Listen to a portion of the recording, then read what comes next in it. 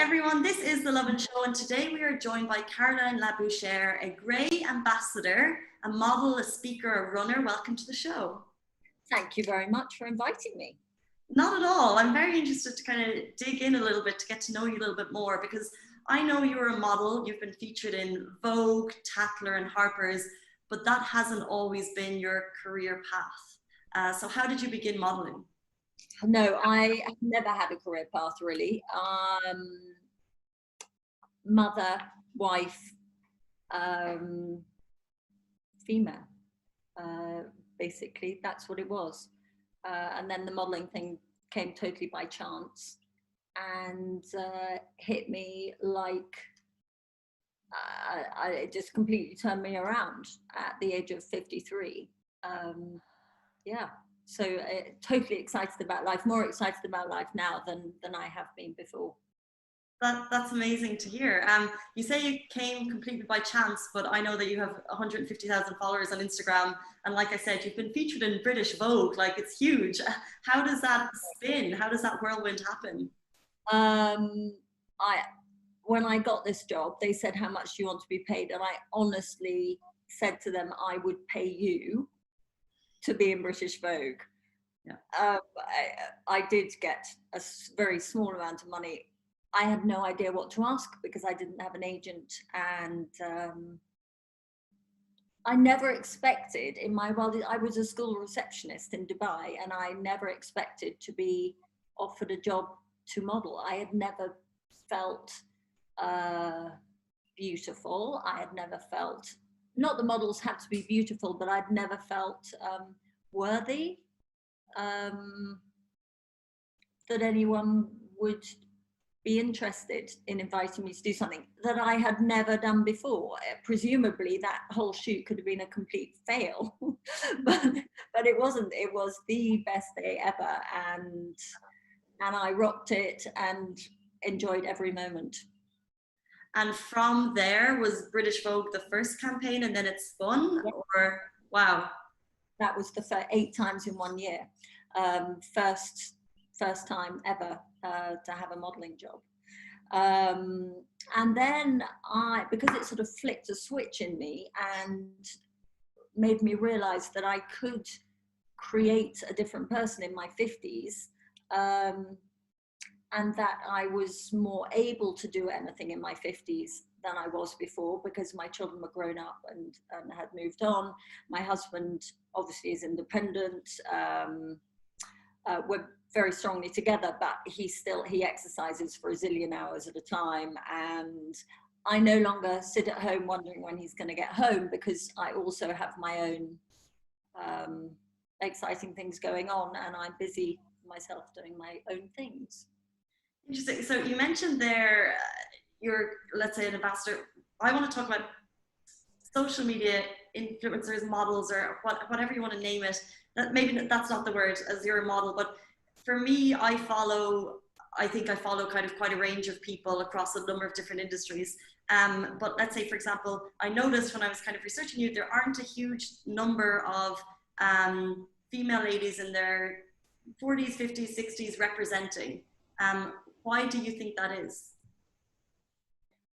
I know for a fact that in our 50s, we don't share our journeys. I think things are changing a lot, but if I go and have a facelift, there will be a huge outpouring of women in my age group who will say, I thought you were all about aging naturally. Why are you doing this? What are you showing the world?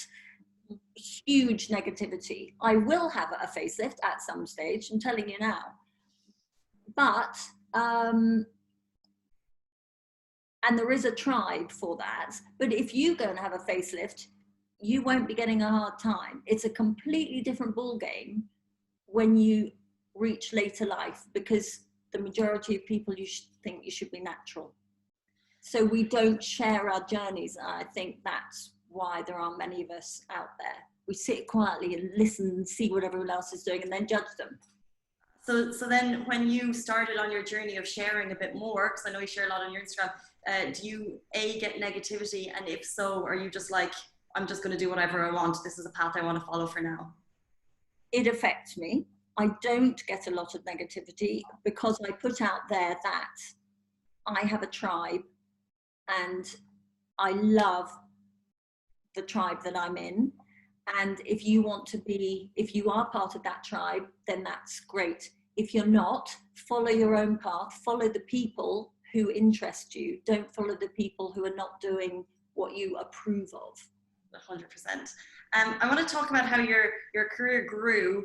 Do you find that social media is helping you, or how do you kind of move on to the next role? Is it solely through your Instagram account, or do you have other ways of kind of getting more modeling jobs, I guess?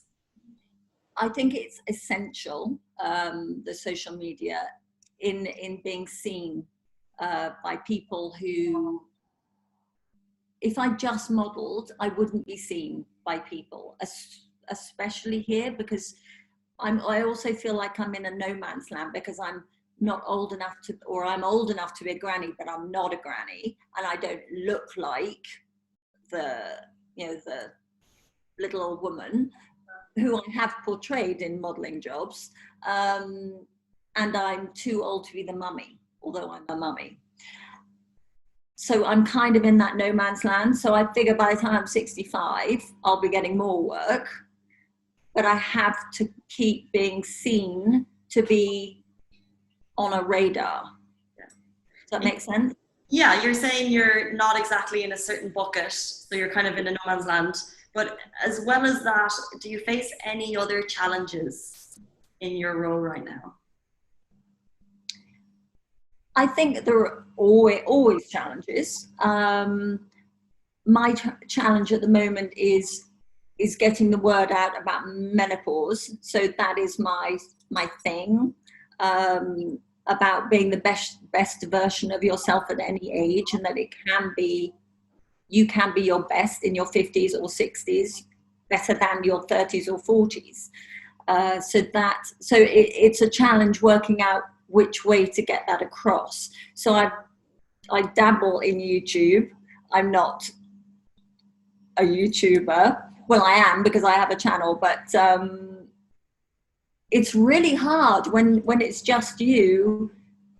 You've got to do the vertical and the horizontal, and I have a website which I'm really bad at keeping up to date, but it's going to get better because I'm going to get help. So get help from people that are good in the areas that you are not good in. Interesting. You mentioned a lot there, and I love that you mentioned, let's say, menopause, because there's so many taboo subjects that sometimes aren't tackled publicly. So it's amazing that that's what you're trying to do. And I know also that your message is to kind of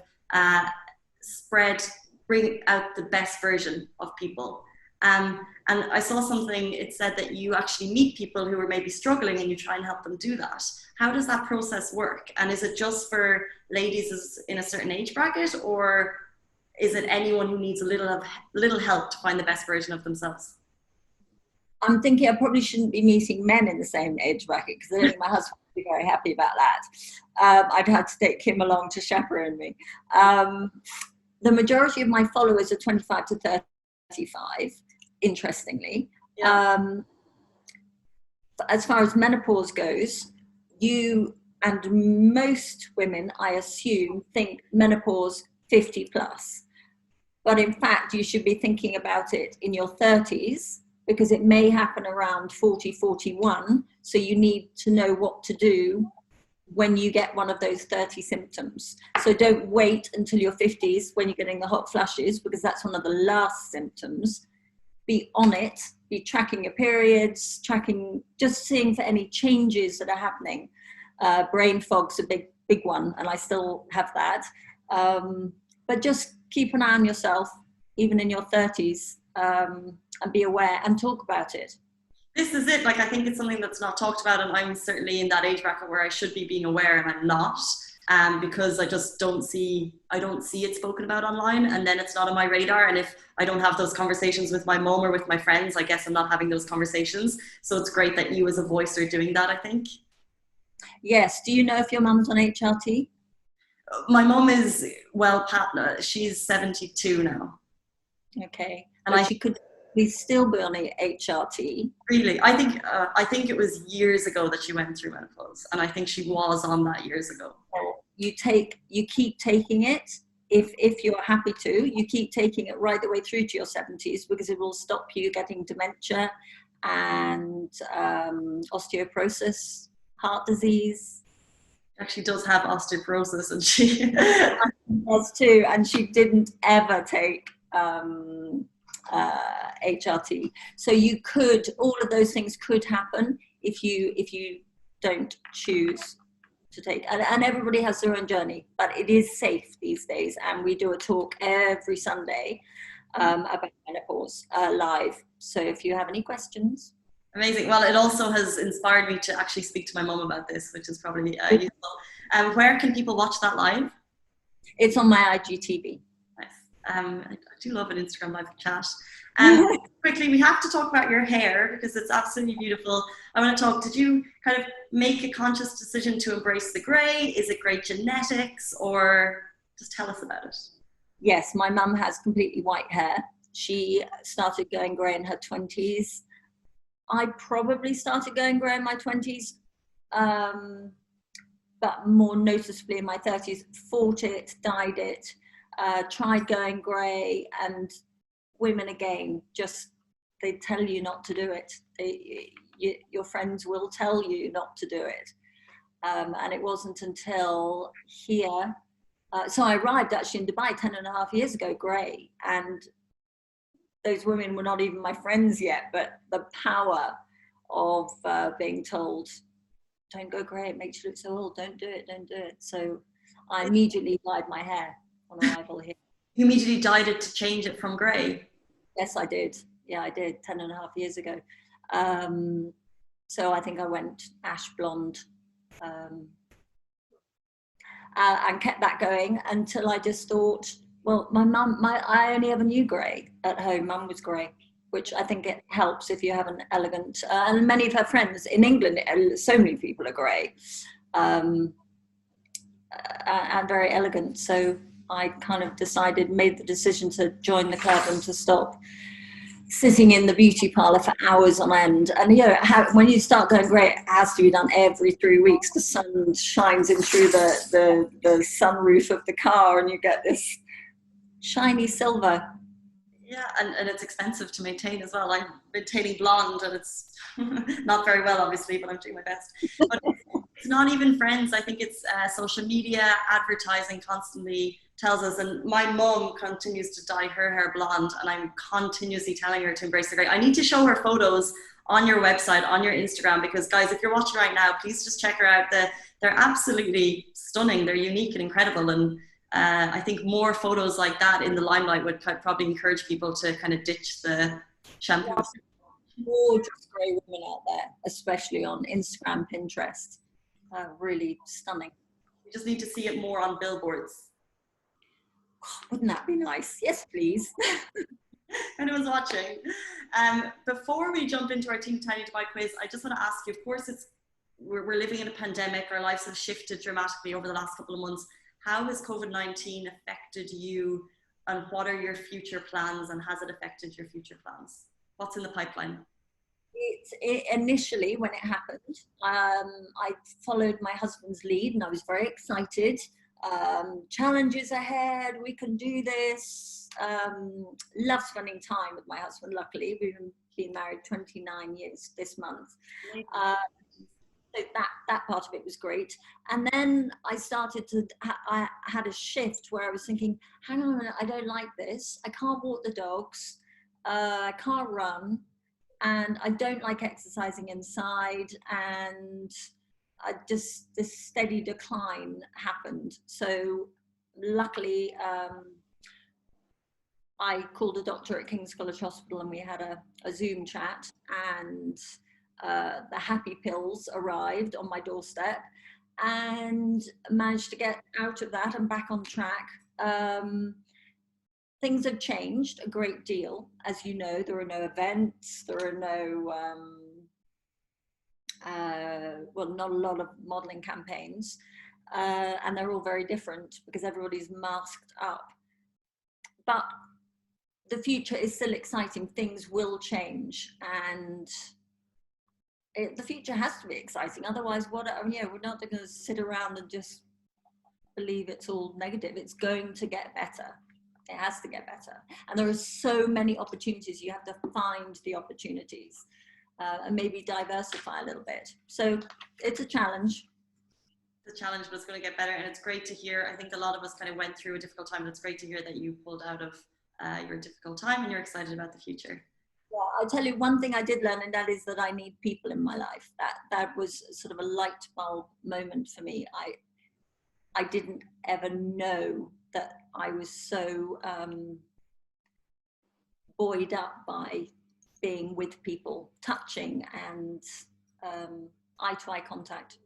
Yeah, it's interesting, but I still feel that we're still missing that element from our lives. I know I'm in the office, but we're still not meeting in the same way that we used to, and I'm still not doing that social interaction as much as I used to. So I think it's taking some time, but hopefully soon we will have more. The odd Costa coffee is working well for me.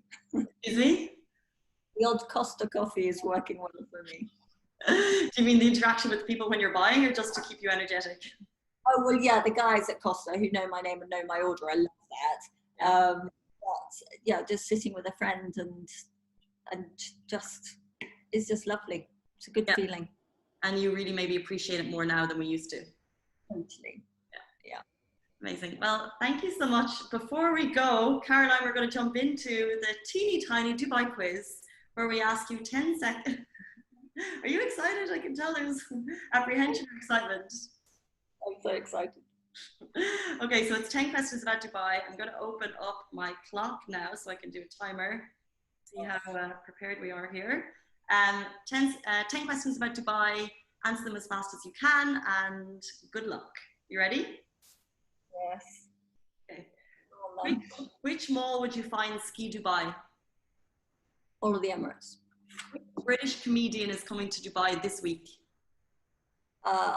Malcolm McIntyre. How many Emirates are there? 7. Name 3. Quain, Abu Dhabi, Sharjah. Name 1 host of the Chris Fade Show. Chris Fade. Name Abu Dhabi's primary airline. Abu Dhabi's, that's the other one, isn't it? Emirates and Etihad. Yeah, great.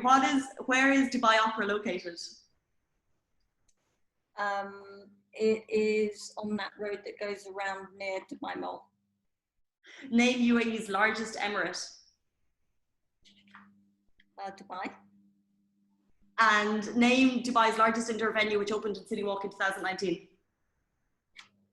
The Apple, is it Apple Stadium? The stadium, That is the end of the Dubai quiz. We finished 9 questions out of 10. I'm going to run through your answers and tell you how you did. Okay. You did fantastic, by the way. Okay, good. Ski Dubai. Answered correctly or not? Well, this is it, because I think you kind of guessed most of it. You got the majority correct. Ski Dubai is located in Mall of the Emirates, correct. British comedian is actually Jimmy Carr. Oh, I quite like him. I love him, and he's playing tomorrow. They're all sold out tickets. There's a competition on Lovin Dubai if anyone wants to check it out, but yeah, they're sold out. Ah, okay. Okay, so how many Emirates are there? 7, correct. Name 3 Emirates. You said Al Quwain, Sharjah, and Abu Dhabi. Name 1 host on the Chris Fade Show. You said Chris Fade, absolutely correct. Name Abu Dhabi's primary airline, Etihad, correct. Dubai Opera is located in downtown. Ah, okay. Yes. I think then we said name Dubai's largest indoor venue located in City Walk, and you said the Apple Arena. It's in fact the Coca-Cola Arena. Coca-Cola. I knew that. It's so funny, like it's on the tip of your tongue, and it's something that's, yeah, it's just there. And the last one that we said was name the UAE's largest emirate. You said Dubai, and it's actually Abu Dhabi, and we missed one. So you had 6 out of 10. Round of applause, Caroline. Congratulations. I'm happy with that. You did Thank you. I think you're very kind. I think you were kind for some of those questions. No, I think I was harsh. I could have given you a half point for Dubai Mall for Dubai Opera, and I did not. So actually, I feel like I was a very harsh judge today. Fine. Caroline, it was lovely getting to chat to you. Thank you so much for kind of giving us a little bit more insight about what goes on behind the scenes. So thank you so much. I really appreciate it.